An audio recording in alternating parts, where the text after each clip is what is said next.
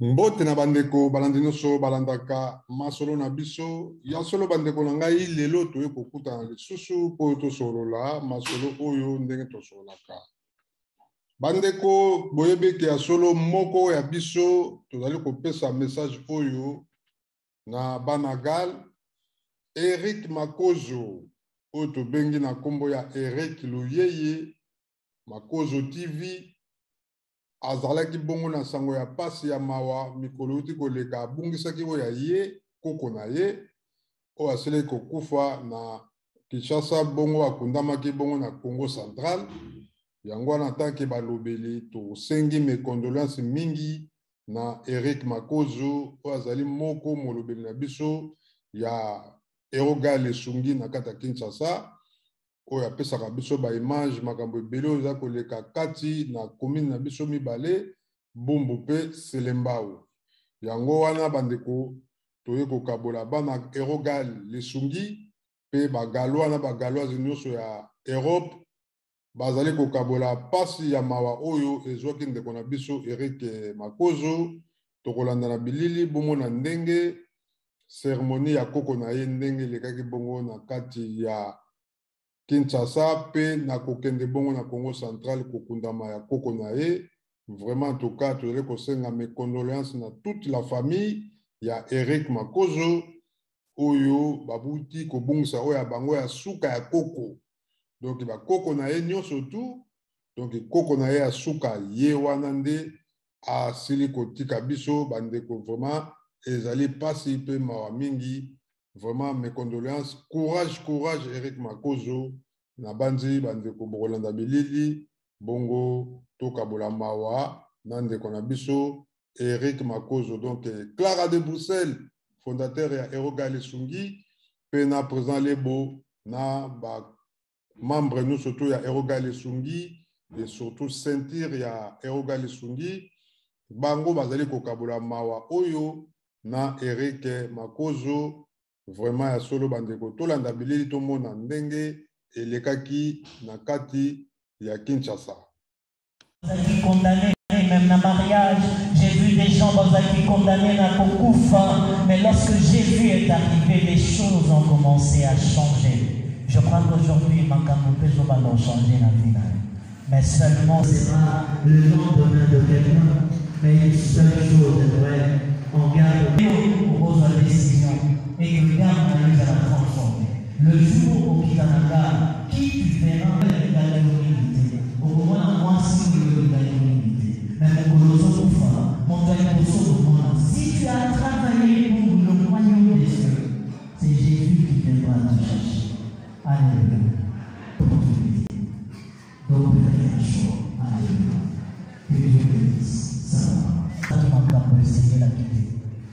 Mais là, la vie des citoyens pour y avoir la montée dans le travail. Merci pour vous aller. Vous allez m'accamber mon kili. Vous êtes fatigué, Seigneur. La charge où il y a mes maquis. Aujourd'hui, mon bon amour a une décision.